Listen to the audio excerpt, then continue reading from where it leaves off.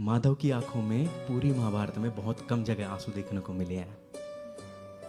एक बार मेरे को आंसू देखने को मिले तब जब अभिमन्यु का वध हो गया था।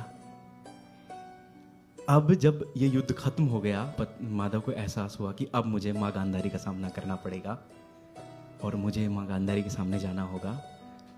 मैंने देखा कि माधव की आंखों में कहीं ना कहीं आंसू थे, छिपाने की कोशिश कर रहे थे लेकिन आंसू थे। मैं जब लिख रहा था तो मैं उस चीज़ को महसूस कर रहा था।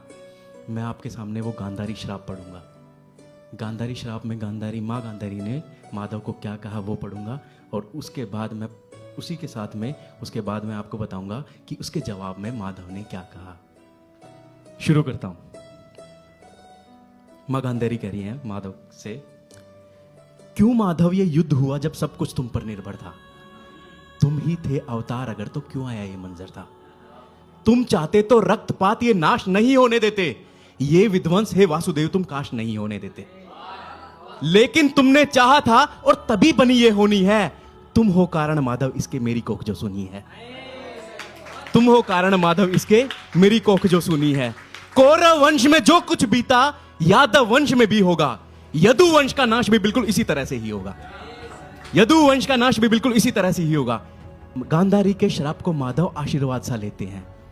गांधारी के श्राप को माधव आशीर्वाद सा लेते हैं और फिर इस संघार विषय में आंखें भरकर कहते हैं, जो घायल है वो भी मैं हूं। माधव का जवाब सुनना, जो घायल है वो भी मैं हूं, जो तड़प रहे वो भी मैं हूं।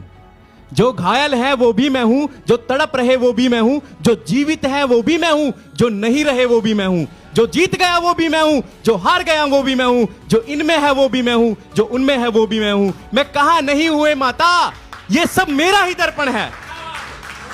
मैं कहां नहीं हूं हे माता, ये सब मेरा ही दर्पण है। यही सृष्टि का नियम है, ये जीवन एक परिवर्तन है। यही सृष्टि का नियम है, ये जीवन एक परिवर्तन है। और जब जब धरती पर है माता नाश धर्म का पनपेगा, अधर्म मिटाने की खातिर अवतार मेरा यूं जन्मेगा। अधर्म मिटाने की खातिर अवतार मेरा यूं जन्मेगा। Thank you Nehal, please.